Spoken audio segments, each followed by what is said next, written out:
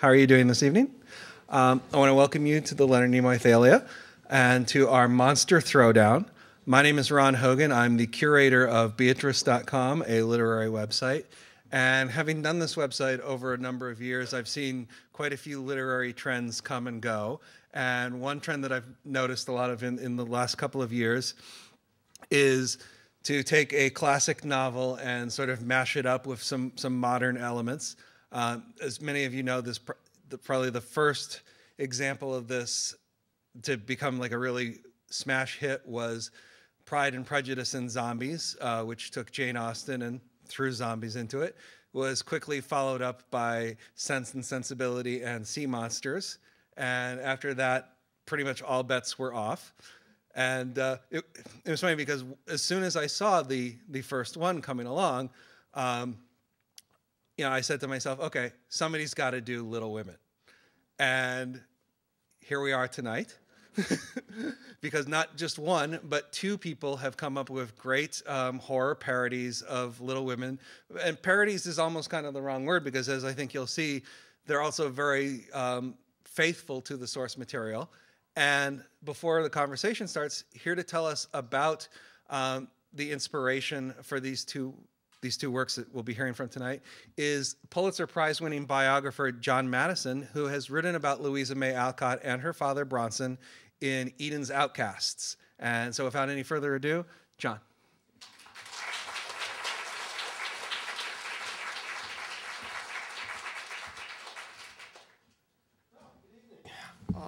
And pardon me, my eyes were a lot better before I started writing biographies, so there we are. Okay, welcome to, and I never thought that I would be putting these words in this order, Vampires, Werewolves, and Louisa May Alcott. An evening of fangs, fur, philosophy, and I hope a good deal of fun. With me this evening are Lynn Messina, the author of Little Vampire Women,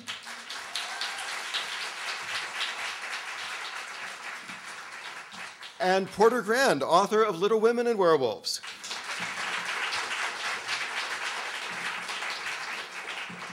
Now, when I started work on my book, Eden's Outcasts, about 8 years ago, I knew that in the person of Louisa May Alcott, I was dealing with a literary immortal. I did not realize, though, that she was actually undead. Whether you love or love to hate the current infatuation with the outre and the monstrous that began with the Twilight series, you may not have realized that it was only a matter of time before the craze spilled over into the hallowed precincts of classical fiction, giving us works like Pride and Prejudice and Zombies and Sense and Sensibility and Sea Monsters. As of this week, we have proof positive that Jane Austen is not the only beneficiary, or should we say victim, of our renewed and apparently endless fascination with books that go bump in the night. In hindsight, it seems inevitable that Louisa May Alcott would soon feel the cold hands of a vampire and/or the hot, panting breath of a werewolf or two. When Lynn first approached me with regard to this event, she sent me an email which began, and I quote, "Dear Professor Matteson, prepare to be horrified." And so I was.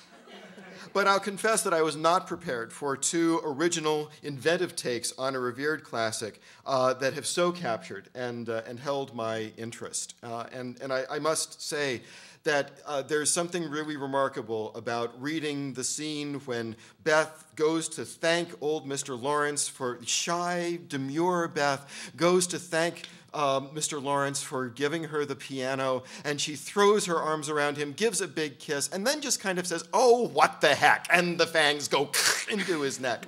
It's really a lot of fun. It's hard for me to think of more than a handful of books that have been revisited and reworked as often and as variously as Little Women.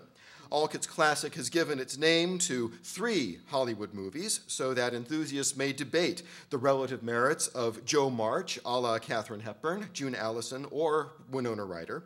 In recent times, Little Women has spawned an opera, a Broadway musical, a Japanese anime, and there has been practically no end to the merchandising, from dolls to umbrellas to coffee mugs and tea sets.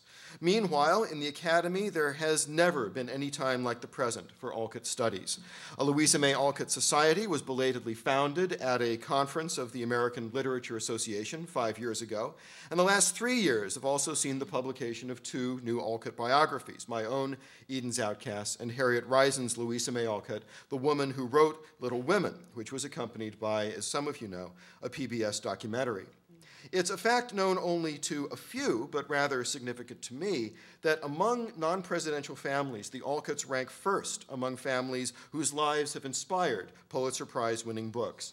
Only the Beechers, Henry Ward Beecher and Harriet Beecher Stowe, have equaled the Alcotts' total of 3. So with all this attention from ordinary mortals, the monster brigades could hardly have been far behind.